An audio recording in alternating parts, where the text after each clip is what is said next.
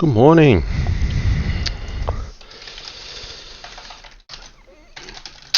We're here to see a Crazy House World Championship match between Kingswitcher and Mugwort. Both of these players are so far undefeated in the double elimination knockout. This is the last match. The two players are both already qualified for the candidates. They're playing for a $25 prize, which goes to those players that can make it through the whole double elimination knockout without being defeated once. Now I am joining just a little late here, so it looks like this is still the first match. We've got Mugwort with the black pieces pushing aggressively here, but yeah, it looks like down a piece, so it's probably sacrificed a little bit of material to get into this spot.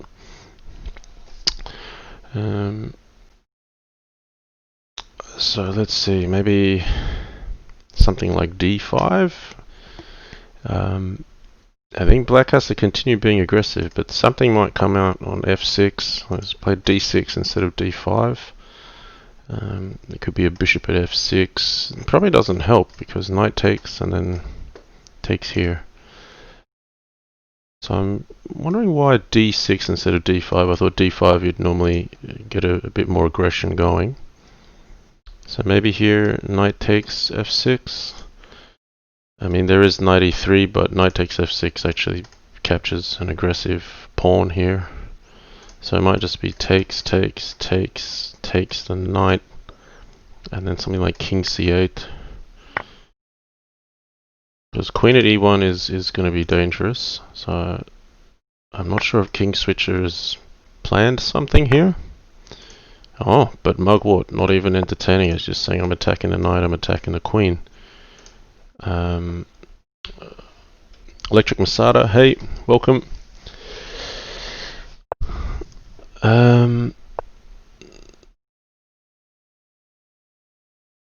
Yeah, this is critical. I thought maybe taking the queen could have been a better option, but I might have missed something. Yeah, so Mugwort here now in a passive position. Kingswitcher will take control of the game from here.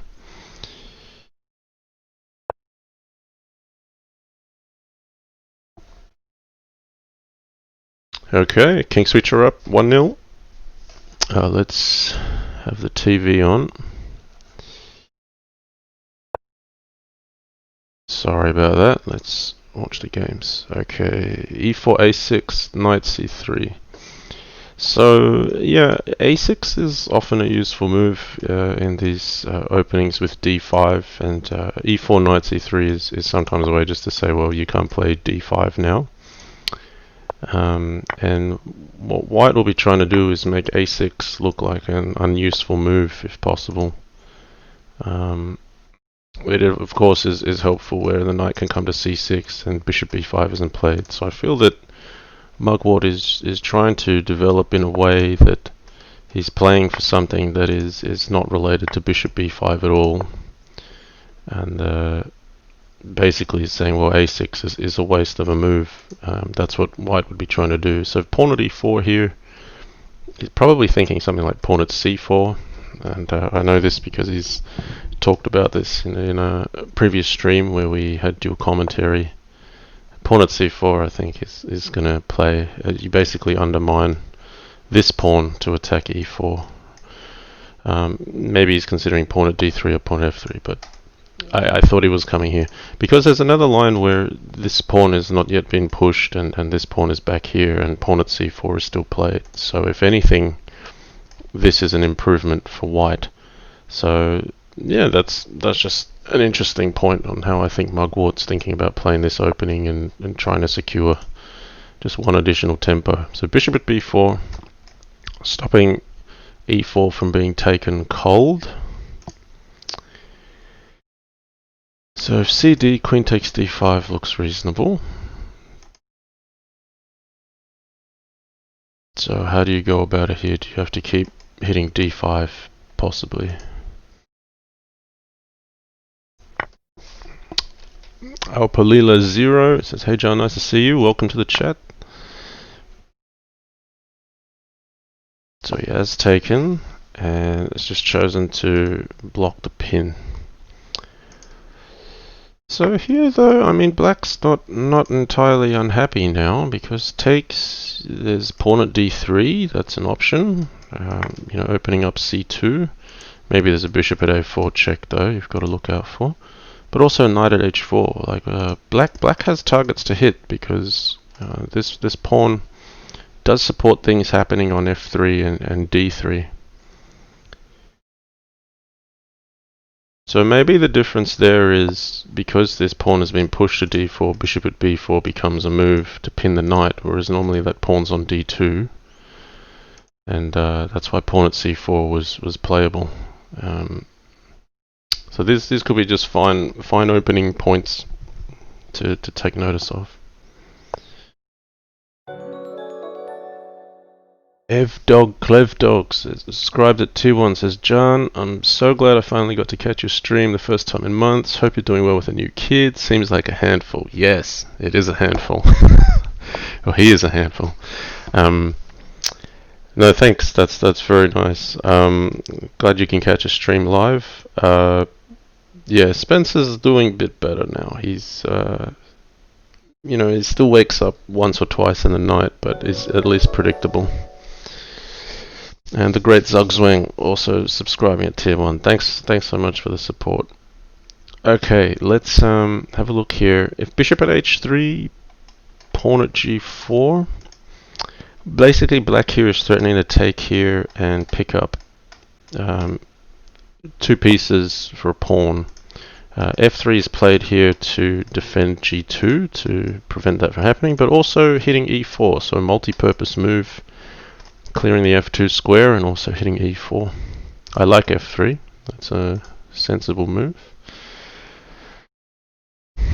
So here's the critical middle game play.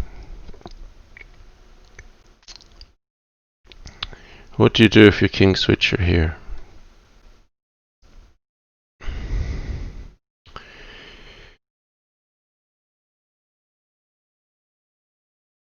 Like, seeing how this unfolded, I was kind of liking that pawn at d3 idea a bit better than knight at h4, but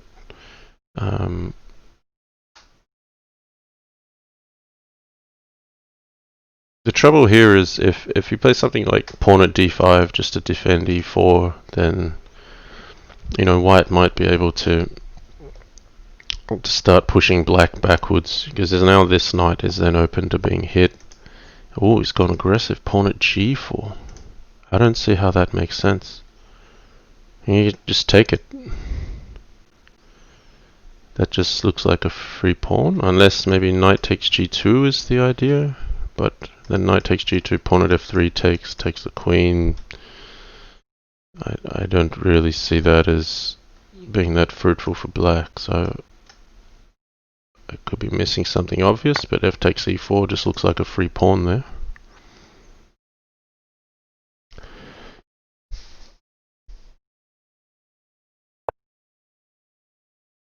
Oh yeah, Flourish, FYI. Need to switch my username back. Okay, hey Flourish.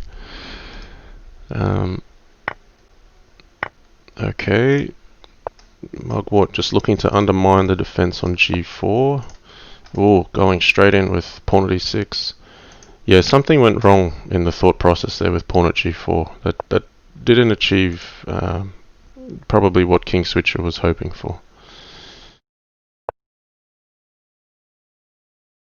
You could even just pick off a pawn here. You could pick off this one. There's no rush.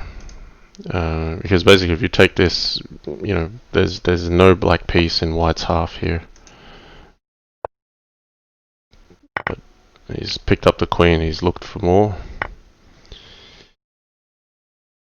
So this should be a comfortable win for Mugwort from here. Queen at g8 is also quite sensible.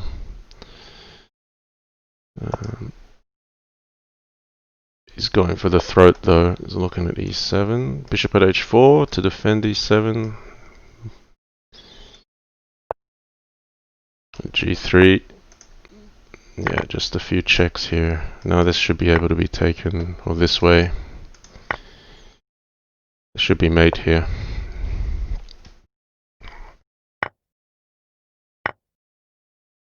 So queen at c7, knight at b6, bishop at c7 is mate.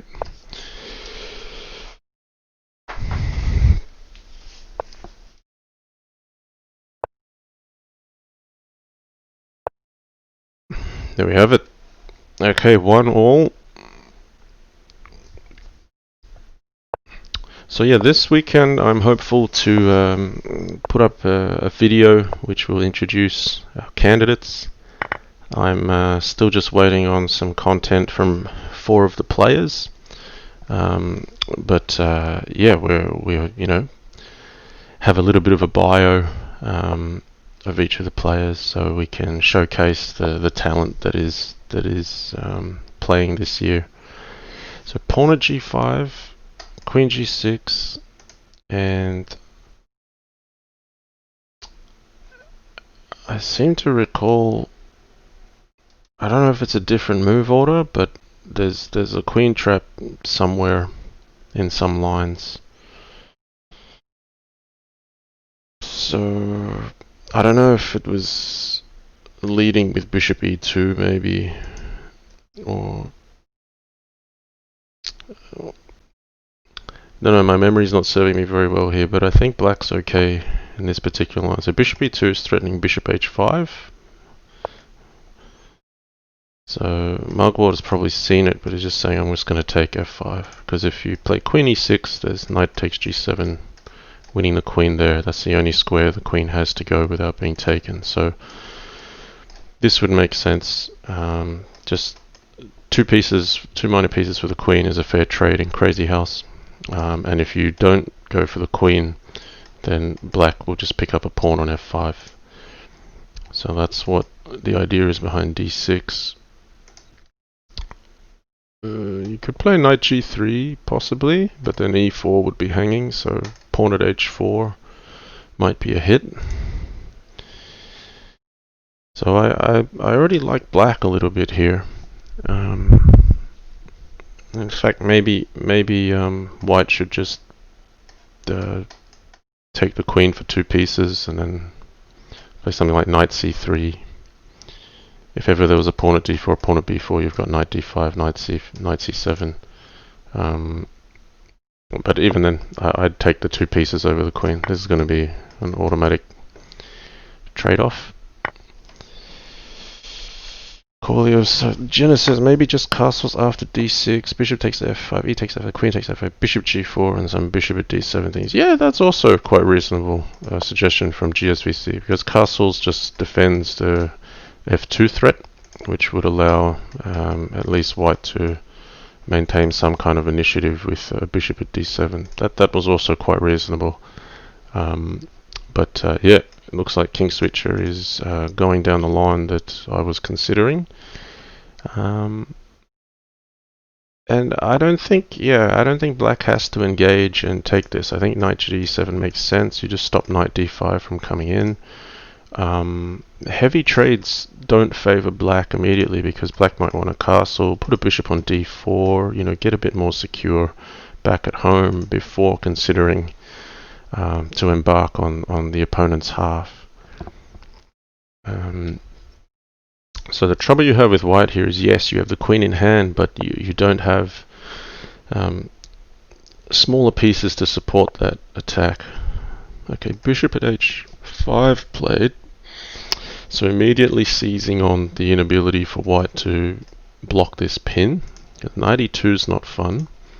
And if something like queen d3, you're opening yourself up to a later potential knight e5 that gets hit with tempo, and f3 starts looking very weak. If queen d3, maybe black would castle first, so that knight e5 is not met by queen b5. So that's actually an interesting move, bishop at h5. Queen d3 still played. So you could castle here. But no, Mugwort choosing to be direct. Pawn at f3, knight at e5, just looking to get straight in on the light squares, which is also very reasonable. And Genna just says black is just killing here. Yeah, it's... The Great Zugzwang says, I guess mobilizing the queen early is also not good in Crazy House. No, it can be okay, because the queen is more sacrificable in Crazy House, I would say, than in chess. Like here you see a queen was given by black and a queen was given back by white with only one minor piece. That is the value because, white is trying to maintain some safety around the king. Where losing the queen is probably less than losing control of g2.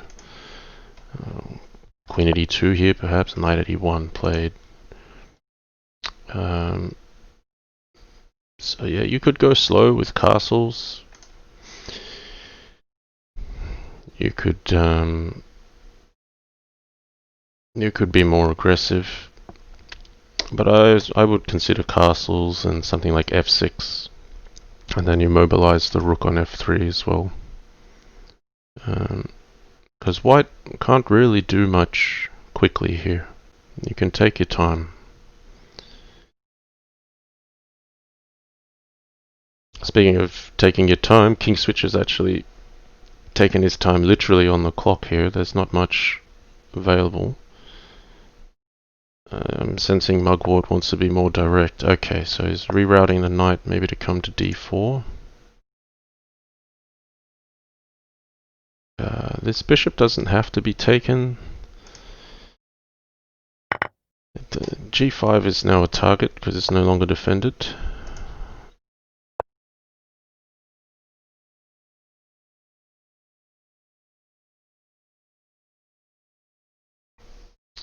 The Krakenmeister says, do you have any rule of thumb on when you should place a piece instead of moving a piece you have on the board? E.g. knight at e5 was played instead of knight e5. Yeah, so in that particular situation, the knight on c6 was preventing the queen b5 check. That's why Mugwort may have put a knight on.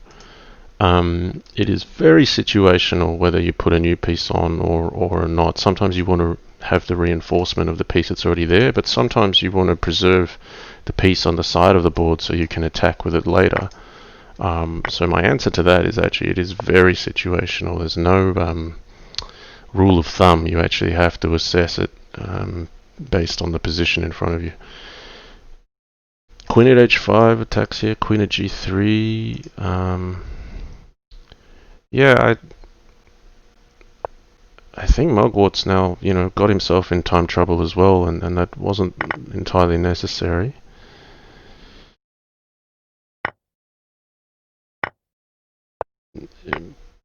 Yeah, here is just kind of given material back, and he doesn't have a time advantage. He's actually a pawn down. So he spent a long time thinking about something and it didn't work, but if he had just castled and played f6, a slow burn was also okay. But sometimes it's hard to find these plans in a live game. It's a lot easier for me to call it from the sidelines.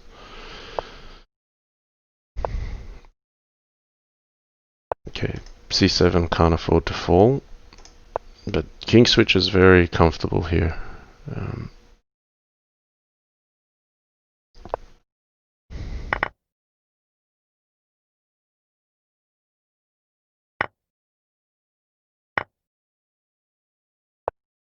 And this is the way of Crazy House sometimes. You can't just bash open the doors because you're leading in material. Sometimes a slow approach is required just to prevent your opponent from gaining any momentum.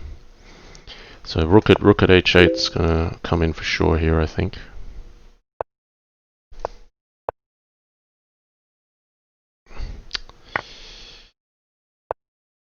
Yeah, this is game over. White's too strong now.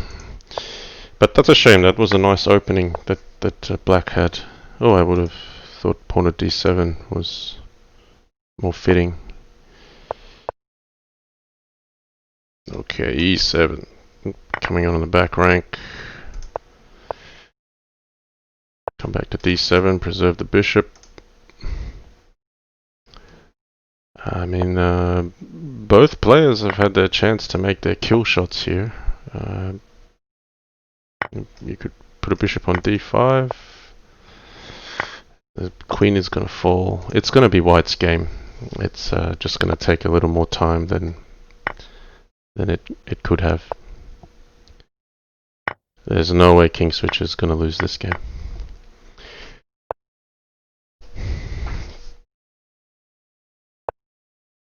Okay, Guinness says this is bad news for my bet. I bet for 6-2 or 6-3 Mugwort win. Ah, well, we'll see. Never write off Mugwort.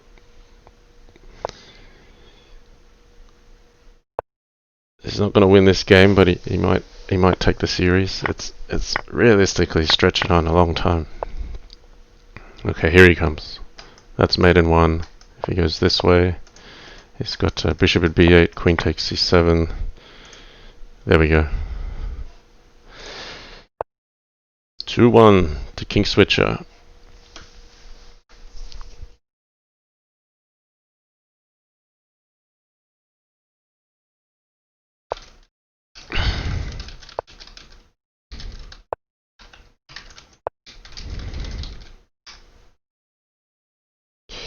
Okay, so g6, bishop g7. I've been playing a fair bit of this myself, largely to avoid theory. Here e5 could be playable. Knight h5. You could even think of sneaking in a g4. I think black should play d6 before knight f6 because of e5. But maybe if e5 was played, Kingswitcher was thinking of just giving the knight away anyhow.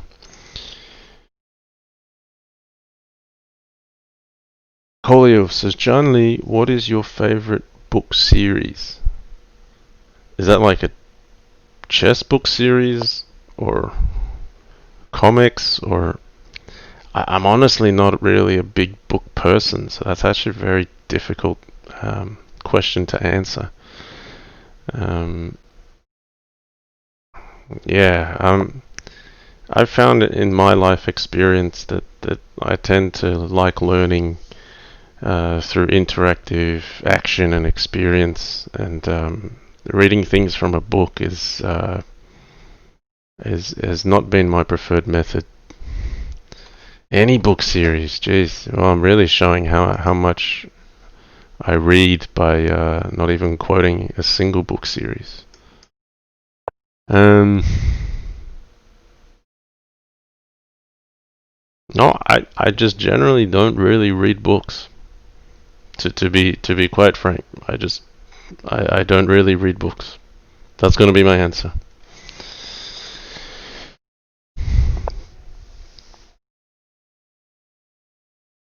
Okay, so he is giving that knight away, but he's left d5 open. So if you takes, it'd probably just castle. Because black can't play d5 here. Like, if you're black, you want d5. You want to control some center. You want your pieces to have places to go. He's not even castling here. He's basically saying, if rook e8, I'll play king f1, and you're just creating more weakness on the light squares. I feel like he's baiting rook e8. Maybe not even king e1. He doesn't have to. He can play bishop e3. So e6, pawn at e6, preparing d5, and then perhaps a later e5 push. So you possibly, as white, you even consider playing d5 yourself to maintain control of the light squares in the middle. Jamalo1 says, hey John, great to catch a stream, and it looks like a great match going. Yeah, we have got a great match going here. Two very strong players, 2 candidates already confirmed, but this is playing for $25 prize money, as there are just only 4 players in the double elimination knockout structure that remain undefeated by the end of this stage. This is the last game of the double elimination knockout before we'll start moving into the candidates phase, and we have a stacked field of 12 candidates lined up. Really looking forward to some great matches. So let's just talk here. h4. I mean, yeah, Mugwort really wasting no time with castles or anything like that. He's just saying, I'm going to keep the rook here. This pawn has been pushed. I'm going to go for g6 while there's not many trades on the board. d5 kind of looks like the play here. d5 and e5. But d5, bishop d3. If e5, maybe knight takes g6. So queen e7 played here.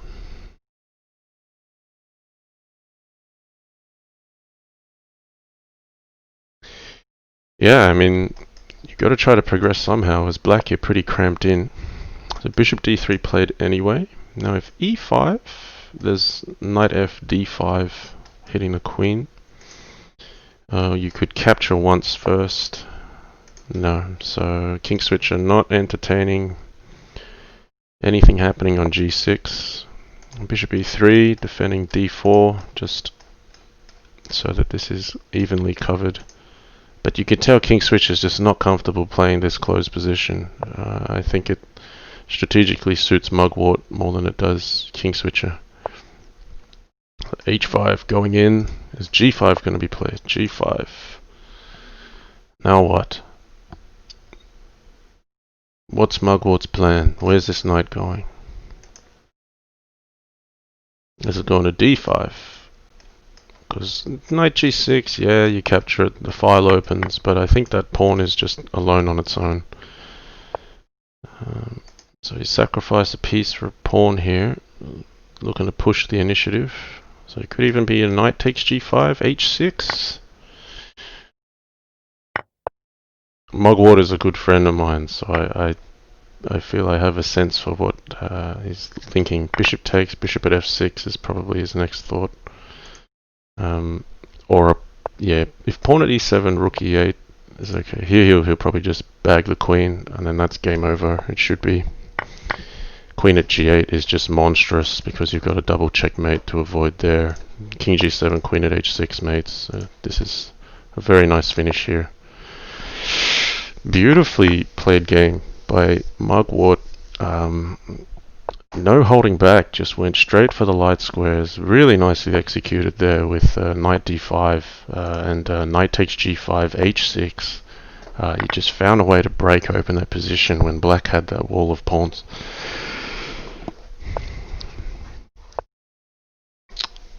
GSV says, yeah, this looks like something Katask plays as white. Yeah, and LOL, if it's Katask, it's probably plus 50. Yeah, Katask always has an edge in the opening. He's studied it so hard.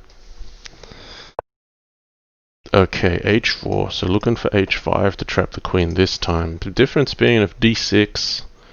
Last time we saw bishop e2 instead of h4, with the idea of playing bishop h5, but black got to trade off 2 minor pieces for the queen.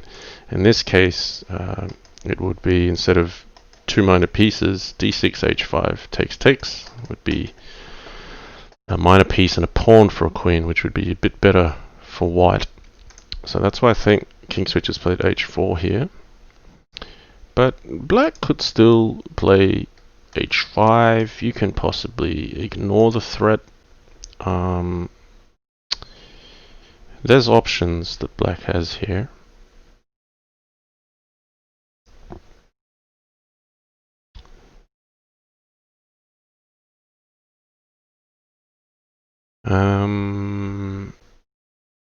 What else is there?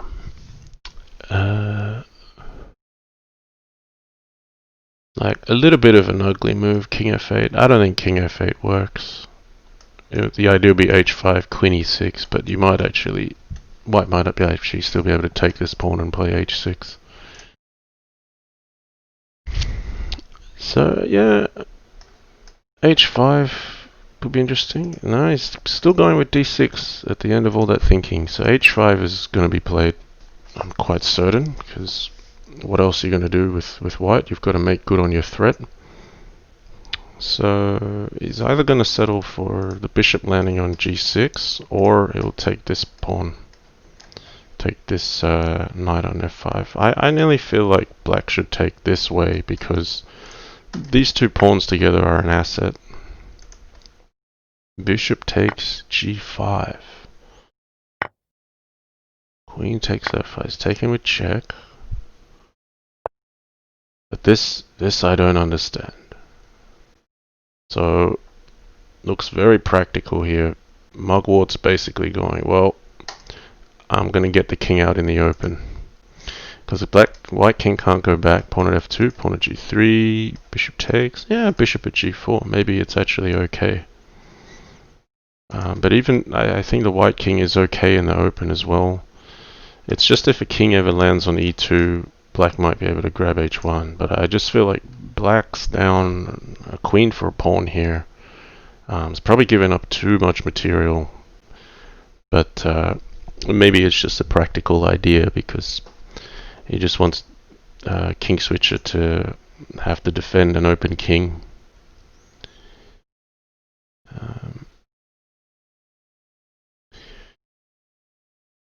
So, you know, if the idea of this is that if you can take f5 and then, you know, there's a bishop on d5, pawn at e6, like black is still defending all the pieces, is still solid back at home. Okay, king g1 is played. So pawn at f2, pawn at g3, bishop takes, and bishop at g4. But then I think you can just take it and then play bishop at e6, bishop at f5. You just rinse and repeat until you actually win the queen. So pawn at g3, I can't imagine he's thinking king h4. It could be, but h6, you know, g5 gets shaky long before white gets any kind of momentum on black's king. I was actually contemplating king e3 for white rather than king g1.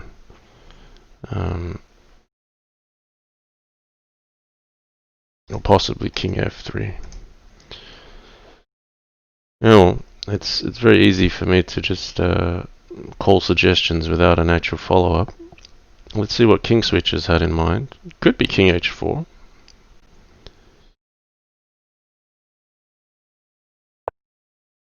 Oh, okay, but white's going to have to give the queen back this way. Bishop at e6 makes sense, because white can only block it with a bishop. If you take again, bishop at e6 repeats, and eventually black will get that queen. But all said and done, that queen is not going to make white in a hurry. So you could take this and, you know, put another bishop on here. Maybe Kingswitcher is looking at bishop at f7. I don't think that that'll ever work. So like if you go takes, bishop at f7, king takes, g6 takes. Unfortunately, this pawn is pinned by the rook. So I don't think it's white's turn to attack here. It could be something more sensible. But takes, bishop at g4, pawn at f5. Maybe that one can get taken. I don't know if queen at e6 is then worth something. Either way, Kingswitcher's got to make a move because he's not going to be immediately dead on the spot. Wow, uses another queen, in fact. So maybe that's just an extra queen coverage. I think there's some danger here. Taking, and queen at g1. That's kind of nasty. Unless he's thinking of taking with a king. That could be an idea why a queen was put on f4.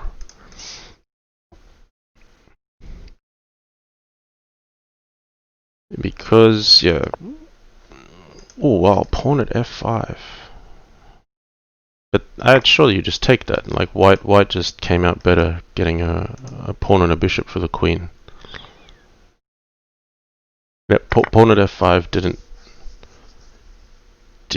make as much sense. So okay, no. So I stand corrected. So queen at g1. The problem there was there's still a queen on g4 attacking the knight. That's Kingswitcher's plan. That's why he wanted the queen here, not a bishop. So at least you're attacking the knight.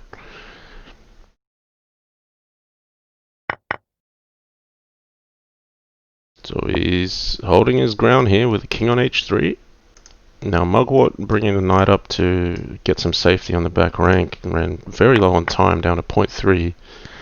He's trailing on material here. Kingswitcher's done very well. Both players less than 5 seconds on the clock. Okay, but not over yet. Plenty of juice still in the game. Queen at g1, I think queen at g1 is just the way to start something going. Ooh, but if a knight e5 gets in, oh, this is dangerous now. Mugwort stolen the initiative. Bishop at g3. Is there a mate? Queen f4, queen f2, queen e1. Wow, wow. Mugwort just stole that one. Oh dear. Kingswitcher really had the middle game in the bag there, and left g4 vulnerable, which is where Mugwort came in the end. But you can see a lot's happening in the time scramble here. Krakenmeister says Stockfish liked King E1. Yeah, maybe I mean, Kingswitcher did well enough with King G1, but I thought that the Queen at G1 idea from Mugwort may have been more critical. So we've got Mugwort up 3 games to 2.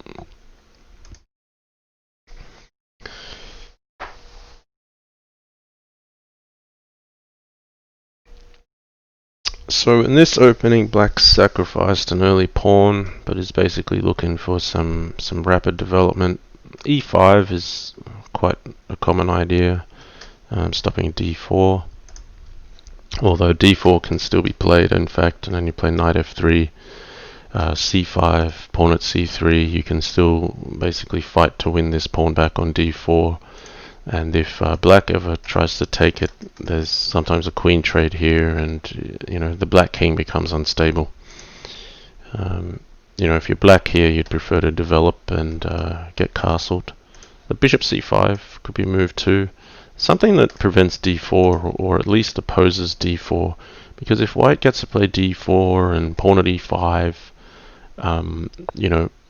white's restricting black's opening movement and can basically claim he's a pawn up. So e5, knight c3 played. Knight f3 is the follow-up. Knight c3 just prevents e4. So Mugwort knows something here. Pawn at g5. Now, the knight can't come out any of these squares, and you don't really want to go backwards. Knight d7 is a bit passive, so knight d5 is the obvious candidate. If you take it, you can't take with the queen because of knight at c7, so you have to recapture with the pawn. And then I think white might play something like d4 and cover this pawn on g5. Okay, so one way or another, white gets d4 in and is claiming some space with pawn at g5. So you can see here black's given up a pawn for a gambit, which is usually aimed at development, but even this queen on d4 stops bishop g5. So I like white here. I like the thematic approach from Mugwort so far. Okay, pawn at e5, trying to reclaim some space in the center. So you'd love to be able to keep your queen with an eye on e5 because it stops black from moving this knight, which stops black from moving everything else. So queen e4, pawn at d5, and if your queen ever goes to e3, the pawn's going to come to d4. So ideally you'd want this queen to come over to something like g3 if you could, but that's not going to happen in one move.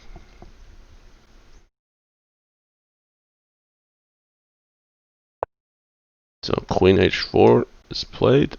That's a nice spot for the queen too. Genna says Kingswitcher is just wasting too much time in the openings. Yeah, that sounds like me actually. I've gone very slow in the openings these days. And then all the play happens in the last 5 seconds and you've got no time to think on the proper situation. But my poor time management's probably more a product of lack of sleep rather than anything else.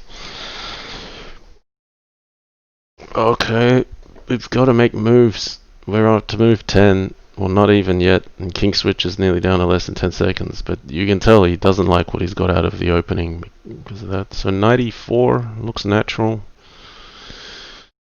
Maybe knight c5 is going to happen.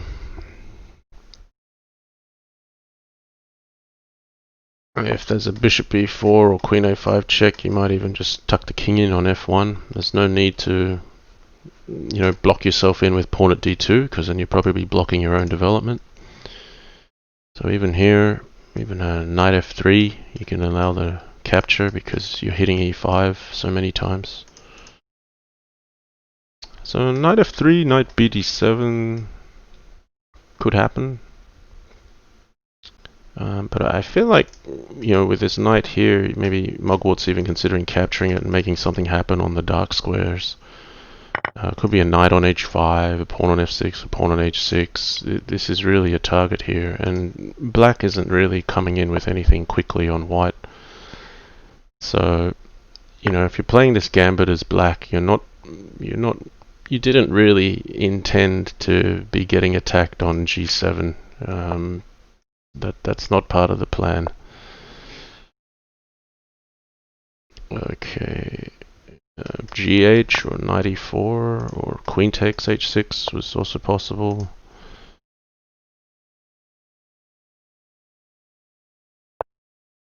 Okay, he is blocking it because you can't recapture this because of takes. Knight e4 check, trade the queen, take the bishop. The dark squares are all dropping like flies here. I wouldn't even think about it, but Mugwort's obviously got some other ideas other than queen takes d8 and c takes b4. Okay. Yeah, I can't see Mugwort losing this one.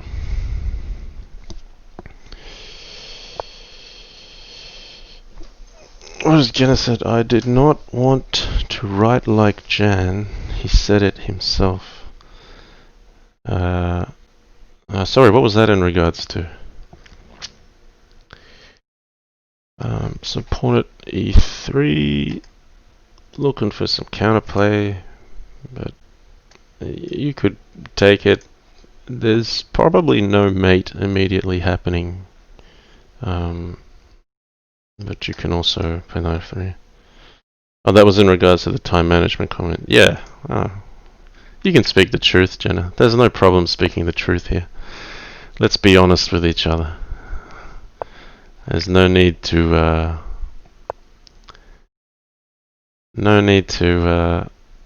say things that may be perceived as not nice if they're just true anyway. I'm fine with accepting the truth, and I get into time management problems. That is well known this year. Okay, was going down the same path, knight f5. I'm actually quite happy with this as black. Wow, is he going to take f2 again? Why, he is. Okay. I didn't really like this particular line though. J. Friedel says, well, this is theory, but I don't think it is. Oh, hold on.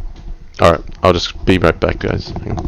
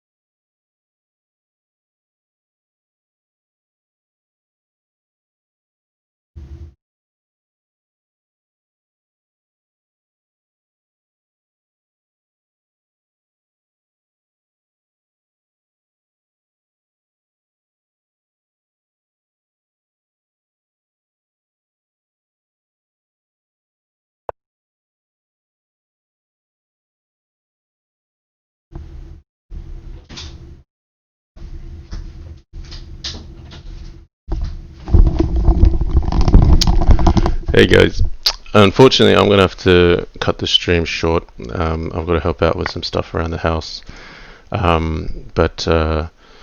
Yeah, I've really enjoyed covering what we can so far. Looks like Mugwort's up 4-2. We'll see if he can close out the momentum. You can watch the game directly on leechess.org. So sorry I've got to cut it short there, but family is priority. Alright, well, wherever you are, hope you're having a good weekend and stay safe. Okay, I will see you next time. Take care.